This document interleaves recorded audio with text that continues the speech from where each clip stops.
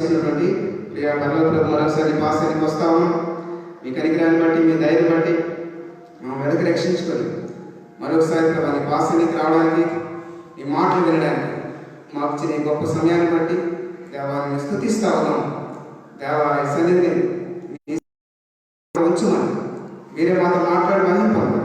యేసుక్రీస్తు నామములో ప్రార్థిస్తుంది చెడుపెట్టుకుంటున్నాం తండ్రి. ఆమేన్ ఆమేన్. రైట్, దయచేసి గమనించండి.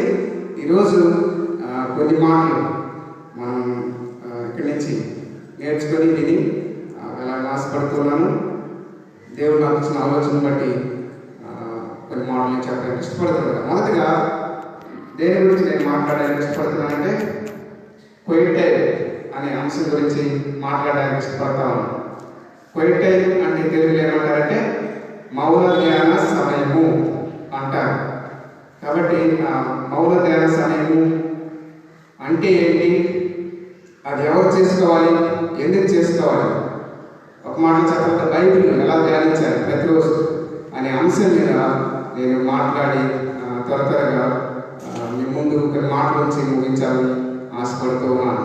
చూడండి, క్వైట్ టైం అని ఇంగ్లీష్లో అంటారు, తెలుగులో మౌన ధ్యాన సమయం అని అంటారు అని మనం వింటూ ఉన్నాం. అయితే ముందుగా నిర్వచనం మౌన ధ్యాన సమయం అంటే ఏంటి అని మనం చూద్దాం. తర్వాత ఎందుకు ఎవరు చేసుకోవాలి అనేది చూద్దాం. మౌన ధ్యాన సమయం అంటే ఏంటి నిర్వచనం నేను చెప్తున్నాను, దయచేసి శ్రద్ధగా వినండి. మౌన ధ్యాన సమయం అంటే ఒక వ్యక్తి ఒక నిర్ణీత లేదా ఒక నిర్దిష్టమైన అనగా కొంత సమయాన్ని ఎన్నుకొని తాను అన్ని విషయములలో అనగా ఫిజికల్, మెంటల్, స్పిరిచువల్గా అన్ని విషయములలో తాను ఎదుగుటకు, ముఖ్యంగా ఆత్మీయ జీవితంలో ఆ వ్యక్తి ఎదుగుటకు ఆ వ్యక్తి మౌనంగా, ఏకాంతంగా, నెమ్మదిగా, నిశ్శబ్దంగా, నిమ్మలముగా, ప్రశాంతముగా, ఒంటరిగా ఉంటూ దేవునితో వాక్య ధ్యానంలో ప్రతిరోజు గడిపేటువంటి అతి అమూల్యమైనటువంటి శ్రేష్టమైనటువంటి సమయాన్ని లేదా అతి ప్రాముఖ్యమైనటువంటి సమయాన్ని మౌన ధ్యాన సమయము అంటారు. దయచేసి గమనించండి, నేను త్వరగా చెప్తాను. ఒక వ్యక్తి ఏం చేయాలి, ఒక నిర్దిష్టమైన సమయాన్ని మనకు ఒక సమయాన్ని ఎన్నుకోవాలి. తాను ఏం చేయాలి, అన్ని విషయాలలో ఎదగడం కోసం ఫిజికల్గా, మెంటల్గా, స్పిరిచువల్గా దేవునితో ఏకాంతంగా ఉంటూ, ఒంటరిగా ఉంటూ, నిశ్శబ్దంగా, నిమ్మలంగా, ప్రశాంతంగా, ఎలాంటి అలసట లేకుండా ఉంటూ తాను దేవుని వాక్య ధ్యానంలో గడపాలి. అలాంటి సమయాన్ని మౌన ధ్యాన సమయాన్ని మనం చూస్తూ వచ్చాం. ఇక్కడ చూడండి, కొంత సమయాన్ని ఎన్నుకోవాలి, దేవునితో గడపాలి, వాక్యంతో గడపాలి. అక్కడ ఇంకొక మాట చూడండి, ముఖ్యంగా ఏకాంతంగానే మాట వాడాం. మౌన ధ్యాన సమయం నిర్వచనం చెప్పేటప్పుడు ఏకాంతంగా, ఒంటరిగా, నెమ్మదిగా, నిశ్శబ్దంగానే మాట్లాడాలి. ఇవన్నీ పర్యాయ పదాలు. కాబట్టి మౌన ధ్యాన సమయం అంటే ఏమిటో మనం నిర్వచనం చూసినప్పుడు నెమ్మదిగా మనము ఒంటరిగా ఉంటూ, ఎవరితో సంబంధం లేకుండా ప్రశాంతంగా ఉంటూ, అనగా నిశ్శబ్దంగా, ప్రశాంతంగా, ఇవన్నీ పదాలకు అర్థం ఏంటంటే మన హృదయంలో ఎలాంటి అలజడి ఉండకూడదు, దేని గురించి ఆలోచించకూడదు, మన హృదయం బయట ఎలాంటి అలజడి ఉండకూడదు.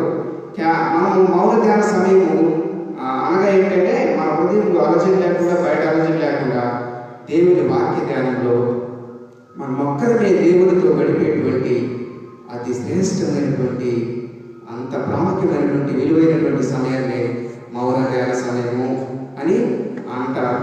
సరే, మౌన ధ్యాన సమయము అంటే ఏంటో మనం చూసాం. తర్వాత ఎవరు మౌన ధ్యాన సమయము చేసుకోవాలి, మౌన ధ్యాన సమయము ఎవరు చేసుకుంటే మంచిది అని ఆలోచిస్తే అక్కడ చూడండి, నిర్వచనంలో తాను స్పిరిచువల్గా కూడా ఎదగాలి అనే మాట మనం చూస్తూ వచ్చాం. మనకు ఆత్మీయంగా కూడా ఎదగడం కోసం మౌన ధ్యాన సమయం చేస్తున్నాం అన్నట్టు నిర్వచనంలో అర్థమవుతుంది కదా. అక్కడ చూడండి, ఆ మాట అర్థం చేసుకున్నప్పుడు ఎవరు మౌన ధ్యాన సమయం చేసుకుంటే మంచిదంటే రక్షణ పొందినవారు, అనగా యేసుక్రీస్తు ప్రభు గారు తమ పాపములను ఒప్పుకొని యేసుక్రీస్తు ప్రభు తమ జీవితాన్ని ఇచ్చిన వారు, కొత్త జన్మించిన వారు మౌన ధ్యాన సమయము చేసుకుంటే మంచిది. ఎందుకంటే ఆత్మీయ జీవితంలో ఎదగడం కోసము, ఆత్మీయమైన సత్యాలు అర్థం చేసుకోవడం కోసము ఒక వ్యక్తి పాపాన్ని విడిచిపెట్టేసి ఎక్కించుకోవాలి. పాపంలో ఉన్న వాడికి ఆత్మీయమైన పాఠాలు అర్థం కాదు. కాబట్టి ఎవరైతే పాపం విడిచిపెట్టి యేసయ్య కోసం తన హృదయాన్ని ఇచ్చినాడు, ఆ వ్యక్తి ఆత్మీయ జీవితాన్ని ఆరంభించిన వాడు కనుక ఆ వ్యక్తికి ఆత్మీయమైన పాఠాలు అర్థమవుతాయి. కనుక అనగా రక్షణ పొందిన వ్యక్తి ఆత్మీయ జీవితంలో ఎదగడానికి అనువైన వ్యక్తి కనుక రక్షణ పొందిన వ్యక్తి ఈ మౌన ధ్యాన సమయం చేసుకోవడానికి అర్హుడుగా ఉంటా ఉన్నాడు. అదే మొదటి పేతురులో ఉంటుంది, 2వ అధ్యాయంలో ఉంటుంది ఆ మాట. దయచేసి నేను ఒక్కసారి వీలైతే చదువుతాను. అక్కడ చూడండి, ప్రభు దయాళుడైన రుచి చూచి ఎడల సమస్తమైన దుష్టత్వము, సమస్తమైన కపటము, నాశకాలను అసూయను, సమస్తమైన దోషణ మాటలు మాని కొత్తగా జన్మించిన శిశువులను పోలిన వారే నిర్మలమైన వాక్యమైన పాలన రక్షణ విషయంలో ఎదుగు నిమిత్తం ఆ పాలన అపేక్షించు. చూడండి, ఇక్కడ ఎవరు చేసుకోవాలని చెప్తుందంటే రక్షణ విషయంలో ఎదుగు నిమిత్తం అనగా రక్షణ పొందిన వారు, కొత్తగా జన్మించిన వారు మౌన ధ్యాన సమయం చేసుకుంటే అది వారికి ప్రవేశిస్తారని దేవుడు ఆలోచించారు. సరే, మౌన ధ్యాన సమయం అంటే ఏంటో చూసాం, ఎవరు చేసుకోవాలో చూసాం. తర్వాత ఎందుకు చేసుకోవాలి మౌన ధ్యాన సమయము అని తర్వాత నా ప్రశ్న, ఎందుకు చేసుకోవాలి? Why we need to do quiet time in our daily life అనే ప్రశ్నకు కొన్ని మాటలు సమాధానం చెప్పడానికి నేను ఇష్టపడుతున్నాను. ఎందుకు చేసుకోవాలంటే మొదటగా ఇందాక మనం చదువుకున్నటువంటి మొదటి పేతురు 2వ అధ్యాయం 2వ వచనంలో మాట మళ్ళీ రిపీట్ చేస్తున్నాను. ప్రభు దయాళుడైన మీరు రుచి చూచిన ఎడల సమస్తమైన దుష్టత్వము, సమస్తమైన కపటము, నాశకాలను, అసూయను, సమస్తమైన దోషణ మాటలు మాని కొత్తగా జన్మించిన శిశువులను పోలిన వారే నిర్మలమైన వాక్యమైన పాలన రక్షణ విషయంలో ఎదుగు నిమిత్తము ఆ పాలన అపేక్షించుడి అని దేవుని చెప్తుంది. ఎందుకు మనం మౌన ధ్యాన సమయం చేసుకోవాలా? రక్షణ విషయంలో మన ఆత్మీయ జీవితంలో మనం ఎదగడం కోసం అనుదిన జీవితంలో మనం మౌన ధ్యాన సమయం కలిగి ఉండాలి. ఇక్కడ చూడండి, వాక్యాన్ని పాలతో పోల్చి చెప్పడం జరుగుతుంది. ఒక వ్యక్తి చిన్నపిల్లోడు పుట్టిన తర్వాత ఈ భూమి మీదకి వచ్చిన తర్వాత ప్రతిరోజు అప్పుడే పుట్టిన పిల్లోడు పాలు తీసుకుపోతే ఏమవుతాడండి? ఒకరోజు పాలు తీసుకుపోతే గట్టిగా కేకలు వేస్తాడు, 2వ రోజు కేకలు కొంచెం తగ్గుతుంది, మెల్లగా కేకలు వేస్తాడు. అలా 3వ రోజు, 4వ రోజు ఇలా పాలు ఒక వారం వచ్చామనుకోండి, కేకలు మెల్లగా తగ్గుతూ చివరికి చచ్చిపోతాడు. కాబట్టి పుట్టిన వ్యక్తికి ఆ శరీరానికి ఎదగాలంటే పాలు ఎలాగ అవసరమో చచ్చిపోకుండా, అలాగే కొత్తగా జన్మించిన వ్యక్తికి అనగా రక్షణ పొందిన వ్యక్తికి ఆత్మీయ జీవితంలో ఎదగడానికి వాక్య ధ్యానం అవసరము. శరీరానికి పాలు ఎలాగ ఆహారంగా ఉంటుందో శరీర సంబంధమైన జీవితం ఎదగడానికి, ఆత్మ సంబంధమైన జీవితం ఎదగడానికి వాక్య ధ్యానము ఆహారంగా ఉంటుంది. దేవుని వాక్యము ఆహారంగా చెప్పబడతా ఉంది.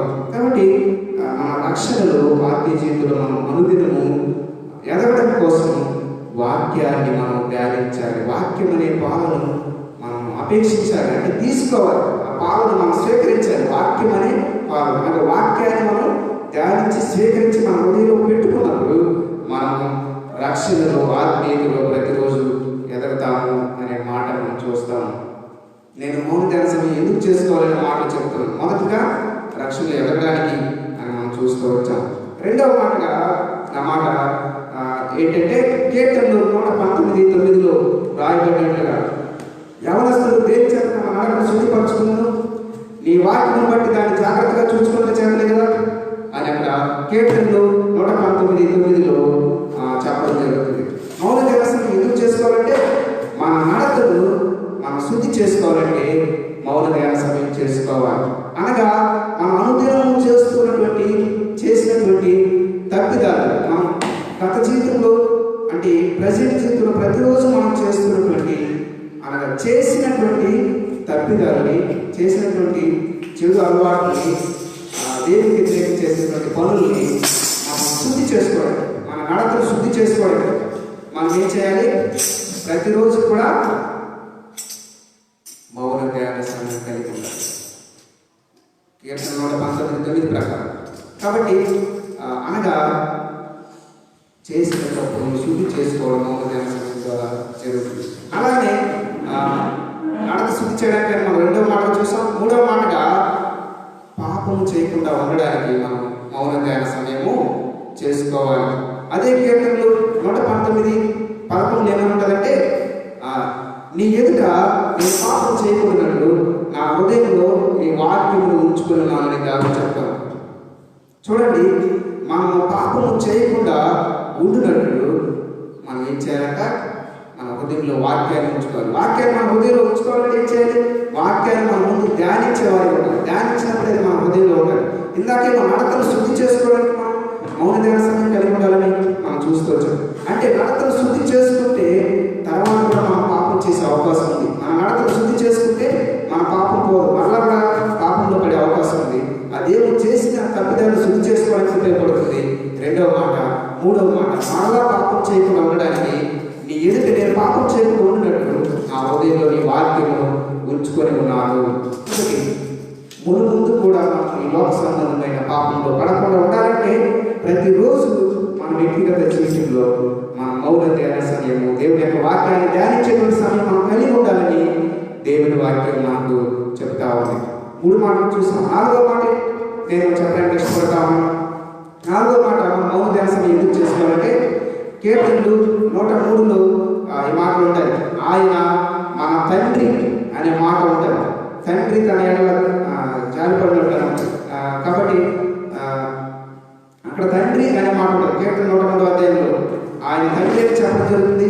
యోహాను సువార్త 1:12లో తన ఎదురంగీకరించారు, అనగా తన నామమును విశ్వాసించు వారందరూ ఆయన పిల్లలకు అధికారం ఇచ్చను అనే మాట యోహాను సువార్త 1:12లో చెప్పడం జరుగుతుంది. అంటే మనం ఆయన పిల్లలము, ఆయన మన తండ్రి. కీర్తనల 103 ప్రకారం, తర్వాత యోహాను సువార్త 1:12 ప్రకారం ఆయన మన తండ్రిగా ఉంటా ఉన్నాడు, మనం ఆయన పిల్లలుగా ఉంటా ఉన్నాం. కాబట్టి చూడండి, లోక సంబంధంగానే మనం ఆలోచిస్తే భూమి మీద ఉన్నటువంటి తల్లిదండ్రులు తమ పిల్లలతో మాట్లాడాలి, తమ పిల్లలు తమతో మాట్లాడాలని కోరుకుంటా ఉంటారు, తమ పిల్లలకి ఏదైనా మంచి చెప్పాలని. అలానే భూమి మీద ఉన్నటువంటి తల్లిదండ్రులు అలా ఆలోచిస్తూ ఉన్నప్పుడు నిన్ను నన్ను చేసినటువంటి తండ్రి అయిన దేవుడు మన గురించి ఇంకెంతో ఆలోచిస్తాడు. మనతో మాట్లాడాలని ఆయన కూడా ఎదురు చూస్తూ ఉంటాడు. మనకు సలహా ఇవ్వాలని, మంచి మాటలు నడిపించాలని ఎదురు చూసే దేవుడిగా ఉంటా ఉన్నాడు. ఇప్పుడు ఈ లోకంలో పుట్టినటువంటి తల్లిదండ్రులతో పిల్లలు సంబంధం కలిగి ఉండకపోతే వాళ్ళకు ఉన్నది పిల్లలకి తండ్రి ఆస్తి దక్కుతుందండి. తండ్రి ఆస్తికి వాళ్ళు హక్కుదారులు కాదు. కాబట్టి ఇక్కడ చూడండి, మౌన ధ్యాన సమయం ఎందుకు చేసుకోవాలంటే, ఒకటి మన తండ్రి అయిన దేవుడితో మనం సహవాసం చేయడానికి, ఆయన మనతో మాట్లాడడానికి ఇష్టపడుతున్నాడు కనుక. రెండవది, మనం ఆయనకు చెందిన వారు, ఆయన ఆస్తికి హక్కుదారు అని దాని ద్వారా నిరూపించబడతాడు. కాబట్టి ఆయనతో సంబంధం కలిగి ఉండడం ద్వారా మన కన్నిక మనం పొందుకుంటాం కనుక, ఆయన ఆస్తికి మన హక్కుదారులు అవుతున్నాం కనుక మౌన ధ్యాన సమయం అనేది ఆయనతో మన సంబంధం కలిగి ఉండడానికి ఎంతగానో ఉపయోగపడుతూ ఉంది. కాబట్టి తండ్రి అయిన దేవుడితో మన సంబంధం కలిగి ఉండడం కోసం యేసుక్రీస్తు ద్వారా మౌన ధ్యాన సమయం మనం కలిగి ఉండాలి. 4వ మాటగా మనం చూసాం. 5వ మాటగా నేను ఏం చెప్పడానికి ఇష్టపడుతున్నానంటే, 5వ మాటగా నేను ఏం చెప్పాలని ఇష్టపడుతున్నానంటే, మనము మన జీవితంలో ఆత్మీయమైనటువంటి జీవితంలో ఈ లోకంలో ముందుకు వెళ్తా ఉన్నప్పుడు, యేసుక్రీస్తు కోసం బ్రతకడానికి ముందుకు అడుగులు వేస్తా ఉన్నప్పుడు మనము దారి తెలుసుకోవడానికి, అనగా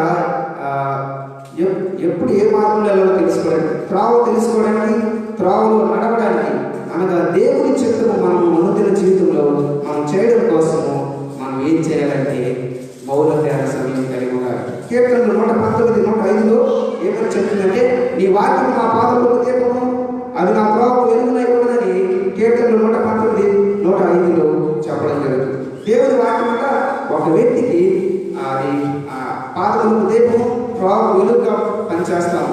మీరు ఎప్పుడైనా చూడండి, దొంగతనం చేసేవాళ్ళు కానీ, వేటకు వెళ్ళే వాళ్ళు కానీ, వాళ్ళు ఆ తలకు కానీ కాళ్ళకు కానీ లైట్ పెట్టుకుంటారు. ఎందుకు? వాళ్ళు వెళ్తా ఉన్నప్పుడు ముందు ఆ లైట్ వాళ్ళకి దారి చూపిస్తూ ఉంటారు. ముందు ఎలాంటి హానికరమైనటువంటి కీటకాలు ఉన్నాయి, ఎలాంటి హానికరమైన జంతువులు ఉన్నాయి, వాళ్ళకి ఏమైనా ప్రాణాపాయం ఉందా, వాళ్ళు వేటకెళ్ళినప్పుడు వాళ్ళ అనుకుని దొరుకుతుందా, వాళ్ళ పనికి వెళ్ళినప్పుడు వాళ్ళ అనుకుని దొరుకుతుందా లేదా అనేసి, ఏ మార్గంలో వెళ్తే వాళ్ళ పని విజయం అవుతుంది, ఏ మార్గంలో వెళ్తే వాళ్ళకి ఆట ఉంటుంది అనేటువంటి విషయాలన్నీ వాళ్ళకి ఆ టార్చ్ ద్వారా తెలుస్తూ ఉంటాయి. అలాగే దేవుడి వాక్యం కూడా మనకు అది మన పాదములకు దీపంగా, మన త్రోవకు వెలుగుగా. అంటే ప్రతిరోజు అనుదిన జీవితంలో మనం ఏ మార్గంలో వెళ్ళాలి, ఏ మార్గంలో వెళ్ళకూడదు దారి తెలుసుకోవడానికి, దారిలో నడవడానికి ముందు మన జీవితంలో ఉండేటువంటి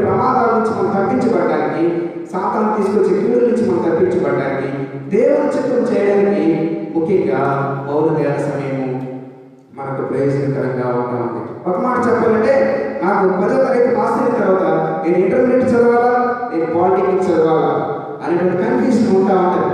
దేవుని వాక్యం ఏమవుతుందంటే మనకు త్రోవ చూపిస్తూ ఉంటుంది. 10th క్లాస్ తర్వాత ఇంటర్మీడియట్ చదివితే మంచిదా లేదా పాలిటెక్నిక్ చదివితే మంచిదా అని అది త్రోవ చూపిస్తూ ఉంటుంది. అది మన పాదములకు దీపంగా ఉంటుంది.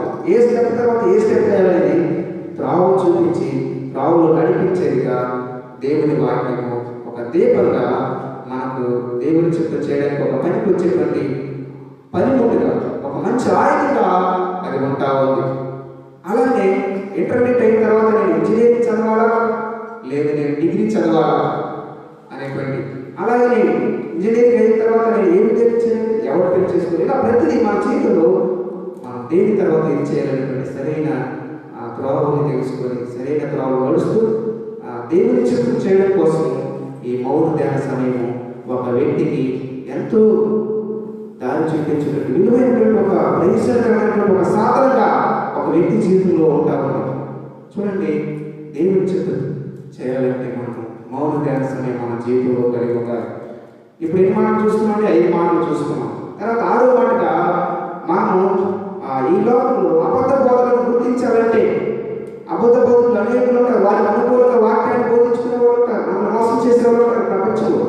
దేవుని పేరు చెప్తారు. అలాంటి అబద్ధ బోధకులను మనం గుర్తించాలంటే మౌన ధ్యాన సమయం మనం చేసుకుంటున్నప్పుడు వాక్యం మనకు వెలుగునిస్తారు. ఏది తప్పు ఏది కరెక్ట్ అని గ్రహించేటువంటి ఆ జ్ఞానాన్ని మౌన ధ్యాన సమయంలో మనం పొందుకుంటా ఉంటాం.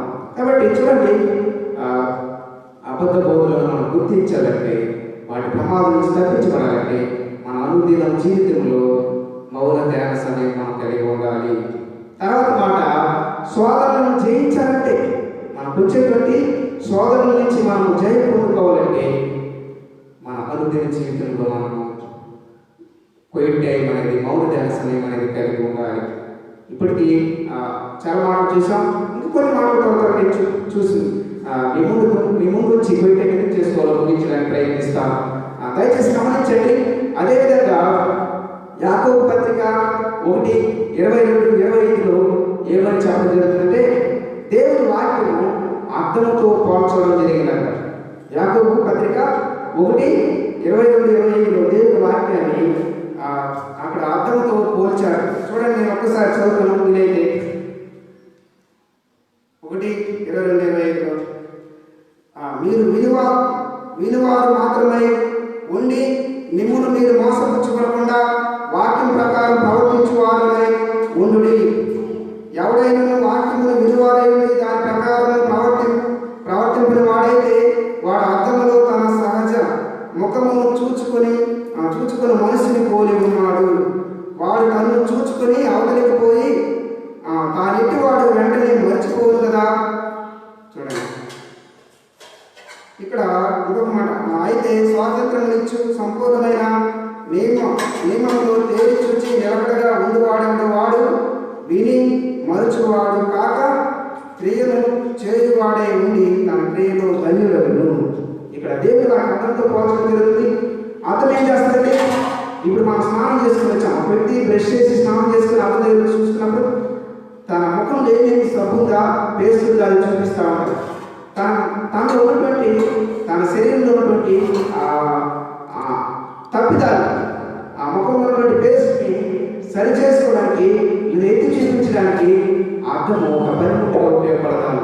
దేవుని వాక్యం కూడా అర్థం ముందుకు ఒక వ్యక్తి స్నానం చేసి వచ్చినప్పుడు ఒరే పిచ్చోడా ఈ ముఖంలో పేస్ట్ ఉంటాడు, స్నానం చేసేది పేస్ట్ పడదు అని ఎలా తెలియజేస్తుందో అది దేవుని వాక్యం ధ్యానించేటప్పుడు ఆ దేవుని వాక్యం మనకు మన జీవితంలో ఉన్నటువంటి తప్పిదాలని మనకు అర్థంలాగా చూపిస్తూ ఉంటారు. కాబట్టి మన తప్పిదాలు ఎప్పటికప్పుడు మనం తెలుసుకోవాలంటే దేవుని వాక్యాన్ని మన అనుదినము మన జీవితంలో ధ్యానించేటువంటి అనగా ప్రయత్నం చేసేటువంటి వారిగా మనం ఉండాలని దేవుని వాక్యం చెప్తాను. తర్వాత ఇంకొక మాట నేను చెప్తాను. మరొక చోట ఇర్మియా గ్రంథము 23-29 మాట ఉంటారు. ఆయన వాక్యము అగ్ని లాంటిది అని చెప్పడం జరుగుతుంది. ఆయన వాక్యము శుద్ధి లాంటిది, బద్దలు చేయు శుద్ధి లాంటిది అని ఇర్మియా గ్రంథము 23-29లో చెప్పడం జరుగుతుంది. దేవుని వాక్యం అగ్ని లాంటిది. అగ్ని ఏం చేస్తుందండి? పనికి మారినటువంటి వ్యర్థ పదార్థాన్ని కాల్చడానికి, శుద్ధి చేయడానికి, అది నివారణ చేయడానికి, అది ప్రయోజనకరంగా మార్చడానికి, మాలిన్యాన్ని శుద్ధి చేసి రోగాలను చేయడానికి, కాల్చడానికి అది ఉపయోగపడతా ఉంటుంది. మన శరీరంలో, మన ఆత్మలో మనం పాడు చేసినట్టు పనికి మారినటువంటి చెడు క్రియలు మారినాయని దేవుడి వాటిని కాల్ చేసి శుద్ధి చేసి అది మనల్ని క్రిమిలాగా పాడు చేయకుండా, వైరస్ లాగా మనల్ని నాశనం చేయకుండా అది మన జీవితాన్ని దేవుడి కోసం మండించేటువంటి అగ్నిలాగా, వ్యర్థాన్ని శుద్ధి చేసేటువంటి ఒక అగ్నిలాగా దేవుడి వాటిని పనిచేస్తాం. కాబట్టి మౌన ధ్యానం మనం చేసుకుంటున్నప్పుడు మన వ్యర్థాలు మన జీవితంలో కాల్ చేసుకోవడానికి, తీసేసుకోవడానికి, తర్వాత మండటానికి అగ్నిలాగా దేవుడి కోసం అది పనిచేస్తాము. అక్కడ శుద్ధితో కూడా ప్రోత్సాహం జరిగిందని చూసాం. అది మండలిని బదలు చేస్తుందని మనం చూసాం. అనగా మన జీవితంలో మనం అన్ని కరెక్ట్గా ఉంటాం, కొన్ని విషయాలు మనకు గర్వం, అసూయ, నాకు అన్నీ తెలుసు, నేను 20 సంవత్సరాల నుంచి సంఘంలో ఉన్నాను, నేను 20 సంవత్సరాల నుంచి సీనియర్ని, నేను ఈ డినామినేషన్లో ఉన్నాను అని మూసిపోతా ఉంటాం. మన ఎక్స్పీరియన్స్ని బట్టి, మనకున్న అనుభవాన్ని బట్టి. అప్పుడు మనం అతిశయిస్తూ ఉంటాం, మన గర్వం, అసూయ వచ్చేస్తుంది. మన కింద వాళ్ళు ఎదుగుతుంటే మనం వారలేము. అన్నింటిలో బాగుంటుంది గర్వాన్ని, అసూయని విడిచిపెట్టడం. అప్పుడు దేవుడు ఆచరించాడు ఏం చేస్తుంది తెలుసా? శుద్ధిలాగా ఏం చేస్తుందంటే, ఇప్పుడు మీరు శుద్ధి ఎక్కడ వాడతారు? మీరు ఎక్కడ గమనించారా? ఈ లోపల చూడండి, కొడుగుళ్ళు అవి తయారు చేసేవాళ్ళు, కడపాలు తయారు చేసేవాళ్ళు కొలువుల్లో పెట్టి కాల్చిన తర్వాత తీసుకొచ్చి బయట పెట్టి దాని శుద్ధితో ఇలా తీసి ఇలా కొడతా ఉంటారు. అలా కొట్టినప్పుడు ఆ గడప ఏమవుతుందంటే వాళ్ళకి కావాల్సినటువంటి రూపంలో బెండ్ అవుతారు. ఆ కొడవలి, ఆ కత్తి వాళ్ళకి కావాల్సిన రూపంలో షేప్లో అయితే వస్తారు. ఎక్కడెక్కడైతే ఒంపులు ఉన్నాయో, ఎక్కడెక్కడైతే ఎగుడు పల్లాలు ఉన్నాయో వాటన్నిటిని అది సాఫ్ చేసేదిగా, నునుపుగా చేసేదిగా, సరైన రీతిలోకి తీసుకుని వచ్చేదిగా, వచ్చేదిగా శుద్ధి పనిచేస్తాను. అదే రీతిలో దేవుడి వాటిని ఒక శుద్ధిలాగా నీ నా జీవితంలో ఉన్నటువంటి గర్వాన్ని, అసూయను, అహంకారాన్ని, గొప్పల్ని, పొంగు పేరు హెచ్చించుకునే ద్వారా తీసివేయడానికి, నీవుగా తగ్గించుకునేటట్టు చేయడానికి, నన్ను నేనుగా తగ్గించుకునేటట్టు చేయడానికి అది ఎప్పటికప్పుడు మనలో ఉండే గర్వాన్ని తీసివేసి అందరికీ ప్రయోజనకరంగా, నునుపుగా, అనుకూలంగా మార్చేటువంటి శుద్ధి ఎలాగైతే ఒక ఆయుధాన్ని తయారు చేస్తుందో, నునుపుగా మారుస్తుందో, అలాగా అది మన జీవితంలో ఎప్పటికప్పుడు ఒక దెబ్బేసి, వాక్యం ద్వారా మనల్ని దేవుడు ఒక దెబ్బేసి ఎప్పటికప్పుడు మనల్ని అనుకూలంగా, సమాజానికి ప్రయోజనకరంగా, మన ప్రయోజనకరంగా మనలోని గర్వాన్ని తీసివేసి దేవుడు మారుస్తూ ఉంటాడు. చూడండి, కాబట్టి మౌన ధ్యాన సమయం చేస్తూ ఉన్నప్పుడు, మనం పోయిటే కలిగి ఉన్నప్పుడు ఎప్పటికప్పుడు మన జీవితాన్ని ప్రయోజనకరంగా మనకు ఇతరులకి ఉండేటట్టు మనం చేసుకోవడానికి ఆ మౌన ధ్యాన సమయం ఎంతగానో ప్రయోజనకరంగా ఉంటా ఉంది. కాబట్టి ఈరోజు నా ప్రియ సహోదరులారా, ఈ మాట వింటా ఉన్నప్పుడు ఒకసారి ఆలోచిద్దాం. మన ద్వారా మౌన ధ్యాన సమయం మనం చేసుకోవడం ద్వారా ఎంతో ప్రయోజనం ఇతరులకు ఉందని, మనకు ఒక ఆలోచనకు మనం రావాలని దేవుడు ఇష్టపడతా ఉన్నాడు. ఇంకొన్ని మాటలు నేను చెప్పి త్వరగా ముగించడానికి ఇష్టపడతాను. మౌన ధ్యాన సమయం ఎందుకు చేసుకోవాలంటే, ఇంకొక మాట చూడండి, ఈ లోకంలో ఉన్నటువంటి అధికారులు, సంఘ పెద్దలు, మత నాయకులు, committee leaders, committee members, senior సేవకులు, వీళ్ళందరూ కొన్నిసార్లు వాళ్ళకి ఉన్నటువంటి అనుభవాలు బట్టి వాళ్ళ మాట వినకపోతే మన జీవితంలో తప్పుడు నిర్ణయాలు తీసుకొని మనం ఒత్తిడి చేసి వారిని మొక్క తీసుకోవడానికి ప్రయత్నిస్తూ ఉంటారు. అప్పుడు కూడా వాళ్ళకి సాగిలపడకుండా మనం దేవునికి సాగిలపడాలంటే, దేవునికి మొదటి స్థానం ఇవ్వాలంటే, అన్ని సమయాలు, విపత్కర పరిస్థితుల్లో, శ్రమలలో, నిందలలో, అవమానాలు, మిస్అండర్స్టాండింగ్లో కూడా మనం ఈ లోక సంబంధమైన సాంప్రదాయానికి, ఈ లోక సంబంధమైన మత నాయకులకు, ఈ లోక సంబంధమైనటువంటి అధికారులకు, ఈ లోక సంబంధమైన సభ పెద్దలకు, ఈ లోక సంబంధమైన కమిటీస్కి, సీనియర్ సేవలకు మనం సాగిలపడకుండా దేవునికి మనం నమస్కరించడానికి, దేవునికే మనం మొదటి స్థానం మన జీవితంలో ఇవ్వడం కోసం మౌన ధ్యాన సమయం మనం కలిగి ఉంటారు. ఎవరైతే ప్రతిరోజు వాక్యాన్ని ధ్యానించేవారు ఉంటారో, మౌన ధ్యాన సమయం కలిగి ఉంటారు, వాళ్ళకు వచ్చినటువంటి ప్రకార పరిస్థితుల్లో వాళ్ళు లోక సాంప్రదాయంలో వాళ్ళు కలిసిపోతున్నారు. దేవునికి కలిసిన మొదటి స్థానం వాళ్ళు పక్కన పెట్టకుండా దేవునికే మొదటి స్థానం ఇస్తూ, దేనికి కూడా లోపకుండా దేవుని మహిమపరిచేటువంటి బిడ్డలుగా వాళ్ళు ఉంటా ఉన్నారు. కాబట్టి మౌన ధ్యాన సమయం ఎందుకు చేసుకోవాలంటే, దేవునికి మన జీవితంలో ప్రతి క్షణము మన మొదటి స్థానం ఇచ్చి దేవుని మహిమపరచడం కోసం మన మౌన ధ్యాన సమయం, దేవుని వాక్యాన్ని ధ్యానించేటువంటి సమయం మనం కలిగి ఉండాలి. చూడండి, దానియేలు, శద్రకు, అబేద్నెగో వాళ్ళు చూసినప్పుడు వాళ్ళు అక్కడ చేసినటువంటి ప్రతి ఒక్క సాగిలపడితే వాళ్ళు విడిచిపెడతామన్నారు, లేకపోతే వాళ్ళని అగ్నిగుండంలో వేస్తారన్నప్పుడు వాళ్ళు మా దేవుడు రక్షించడానికి సమర్థుడు, రక్షించకపోయినా కానీ మీరు చేసిన ప్రతి ఒక్క మీరు సాగిలపడరు. అంత ధైర్యం ఎలా వచ్చిందండి? ఈ లోక సంబంధమైన మత నాయకులు, కమిటీ మెంబర్స్, సంఘ పెద్దలు, సీనియర్ సేవకులు ఆకాంక్షలు పెట్టినప్పుడు వాళ్ళకి లొక్కాలని, లొక్కపోతే శిక్ష ఉంటుంది,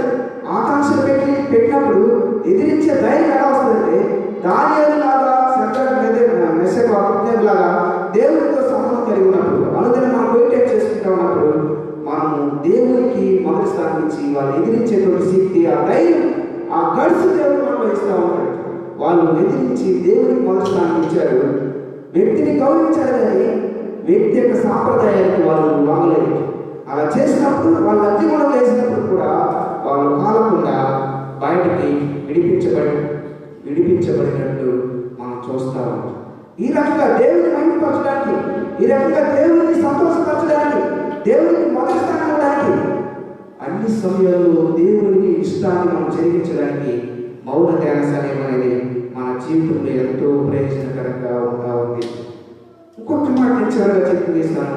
ఒక మాటలో చెప్పాలంటే మౌన ధ్యాన సమయం ఎందుకు చేసుకోవాలి తెలుసా? ఈ లోకంలో మనము క్రీస్తు సారూప్యంలోకి మనం మార్చబడడానికి అంతిమంగా అల్టిమేట్ గోల్ ఫ్రమ్ క్వైట్ మౌన ధ్యాన సమయం అల్టిమేట్ గోల్ ఏంటంటే, దేవుడు మనకు చెప్తున్న గోల్ ఏంటంటే క్రీస్తు సారూప్యంలోకి, యేసు క్రీస్తు యొక్క పోలికలోకి ఆయన ఈ లోకానికి చూపించడం, యేసు క్రీస్తు లాగా మనం జీవించడం కోసం, యేసయ్య లోకాన్ని పరిచయం చేయడం కోసం మన మౌన ధ్యాన సమయం మనం కలిగి ఉండాలి. చూడండి, ఏ మాటలు మనం చూసాము ఈరోజు. మౌన ధ్యాన సమయం అంటే ఏంటో మనం చూసాం. వాట్ ఈస్ క్వైట్ అని చూసాం. హూ కెన్ డూ, ఎవరు క్వైట్ చేసుకోవాలి అని చూసాం. తర్వాత ఎందుకు మనం క్వైట్ చేసుకోవాలి అని 3 మాటలు మనం ఆలోచిస్తూ వచ్చాం. ఎవరు చేసుకోవాలి? రక్షణ పొందిన వారు చేసుకోవాలి. ఎందుకు చేసుకోవాలంటే మనం చెప్పిన మాట ఒకసారి చేస్తే నేను అలా త్వరగా రిపీట్ చేసి ముగించడానికి ఇష్టపడతాను. ఒకటి, రక్షణలు ఎదగడం కోసం, ఆత్మీయ జీవితం ఎదగడం కోసం క్వైట్ చేసుకోవాలి. రెండవది, మన నడతను శుద్ధి చేసుకోవడానికి, మనం చేసిన తప్పిదాన్ని శుద్ధి చేసుకోవడానికి, కడుక్కోవడానికి మనం క్వైట్ చేసుకోవాలి. మూడవది, మరలా పాపం చేయకుండా ఉండడానికి, శుద్ధి చేసుకుంటే సరిపోదు, మరలా పాపం చేసే అవకాశం ఉంది కనుక మరలా పాపంలో పడకపోవడానికి మనం మౌన ధ్యానం చేసుకోవాలి. నాలుగవది, ఆయన మన తండ్రి, మనం ఆయన పిల్లలు కనుక ఆయనతో సంబంధం కలిగి ఉంది, ఆయన ఆస్తికి, ఆయనకి, ఆయన సంతానానికి హక్కుదారులుగా ఉండేటువంటి ఆ స్వాస్థ్యాన్ని మనం స్వతంత్రించుకోవడానికి ఆయనతో సంబంధం కలిగి ఉండడానికి చేసుకోవాలని చూసాం. ఐదవదిగా, దారి తెలుసుకోవడానికి, దారి నడవడానికి, దేవుని చిత్త చేయడానికి మనం క్వైట్ చేసుకోవాలని చూసాం. 6వ అంశంగా మనం చాలా మాటలు చూస్తూ అన్ని నేను రిపీట్ చేస్తాను ఒక మాటలో. 6వ విషయం ఏం చేసాము? తప్పుడు పనులు గుర్తించడానికి మనం క్వైట్ చేసుకోవాలని చూసాం. 7వ అంశం తర్వాత ఏం చేసాము? స్వాదను జయించడానికి మనం క్వైట్ చేసుకోవాలని చూసాం. 8వ అంశం మనం ఏం చూసాం? అది దేవుని వాక్యం అర్థం లాంటిదని చూసాం. కాబట్టి మనం తప్పుదల సరి చేసుకోవడానికి మనం క్వైట్ చేసుకోవాలని చూసాం. 9వది, అది శుద్ధి లాంటిది. కాబట్టి మనం ప్రయోజనకరంగా మార్చబడడం కోసం, అందరికీ మనకు మనం ప్రయోజనకరంగా మార్చబడడం కోసం మనం క్వైట్ చేసుకోవాలని చూసాం. తర్వాత అన్ని విషయాల్లో దేవునికి మొదటి స్థానం ఇవ్వడానికి, ఈ లోకంలో ఉన్న వాటికి మనం కాంప్రమైజ్ కాకుండా దేవుని సంతోషపెట్టడానికి, మహిమపరచడం కోసం క్వైట్ చేసుకోవాలని చూసాం. చివరిలో క్రీస్తు యొక్క సారూప్యంలోకి మనం మార్చబడడం కోసం మన మౌన ధ్యాన సమయం చేసుకోవాలని మనం చూస్తూ వచ్చాం. కాబట్టి ఈ మాటలు బట్టి మరొకసారి చిన్న ప్రార్థన చేసుకున్నాం. తర్వాత వీలైతే మనం మౌన ధ్యాన సమయం ఎప్పుడు చేసుకోవాలి, తర్వాత ఏ సమయంలో చేసుకోవాలి, ఎప్పుడు చేసుకోవాలి అంటే, తర్వాత ఎంత సమయం చేసుకోవాలి, ఎక్కడ చేసుకోవాలి, ఎలా చేసుకోవాలి అనే మాటలు తదుపరి సమయం నేను మీ ముందుకు వచ్చినప్పుడు నేను చెప్పడానికి ఇష్టపడుతున్నాను. దేవుని మాటలు దీవించాలని ఆశపడుతూ చిన్న ప్రార్థన చేసి నేను ముగిస్తాను. ప్రార్థన చేసుకున్నాం. ప్రార్థన. పరిశుద్ధ ముఖ్యంగా ప్రేమిస్తున్నటువంటి పర్వతంలో మరోసారి పాసనకు వస్తాము. నీ కనికరాన్ని బట్టి, మీ దయని బట్టి ఈరోజు మమ్మల్ని దయని రక్షించుకోండి.